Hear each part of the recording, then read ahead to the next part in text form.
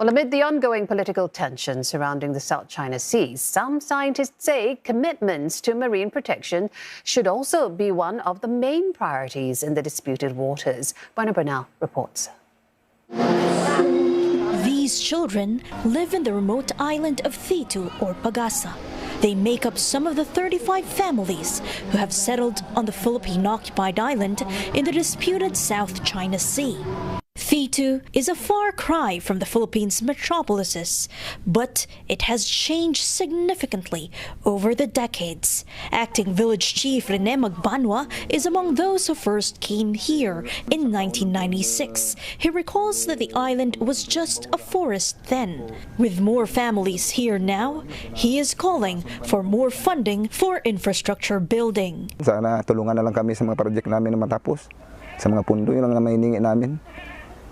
Yun ang kailangan namin dito kasi bitin naman ang pundo namin talaga. Tulad nito po, yung health center namin po, wala pa yung barangay namin. Talaga, barangay hall, wala pa.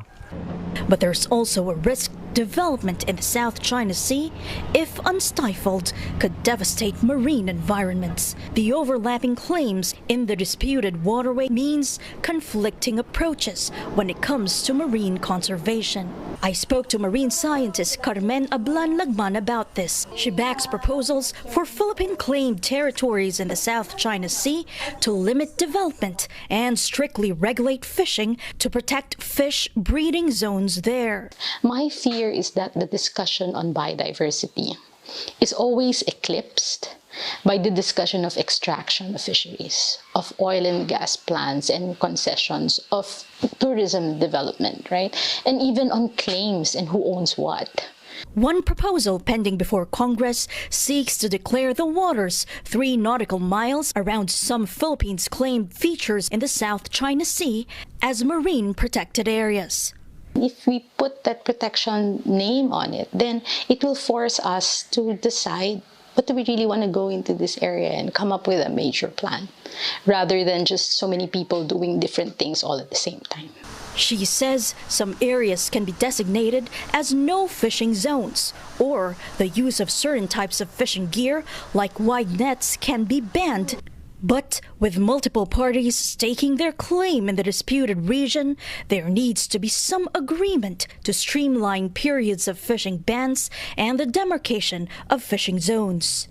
Proposals for an international marine peace park in the Spratlys have surfaced in the past.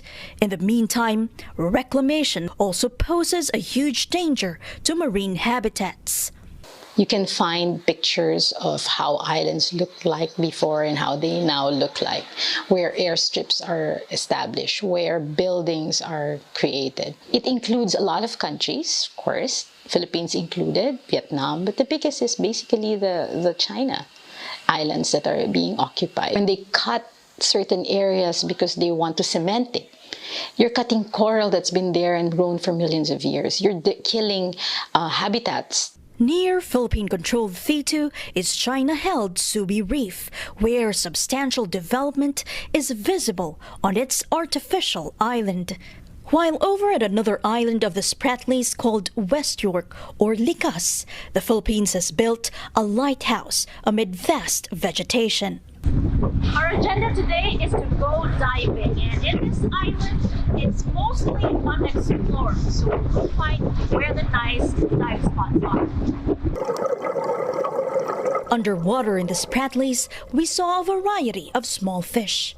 The South China Sea is one of the world's top 5 most productive fishing zones. Scientists say fish breed here before migrating to surrounding coasts.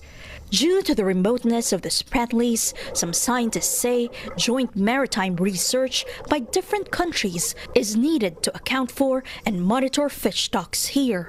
During our exploratory dives, we also saw dead coral, much of it covered in sediment.